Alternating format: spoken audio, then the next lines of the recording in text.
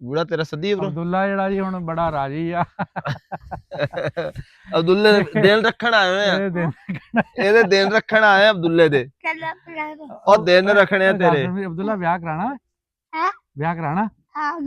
ਅੱਛਾ ਉਹ ਕਰਾਉਣਾ ਅਲਾ ਆਪਣੇ ਬੁਣ ਸਰਮਾਲਾ ਬਣਾ ਲਾ ਆਪਣਾ ਅੱਛਾ ਗੱਲ ਸੁਣ ਉਹ ਕਿਹਨਾਂ ਕਰਾਣਾ ਵਿਆਹ ਕਿਹਨਾਂ ਕਰਾਣਾ ਕਿਹਨਾਂ ਵਿਆਹ ਕਰਾਣਾ ਅਬੂ ਨਾ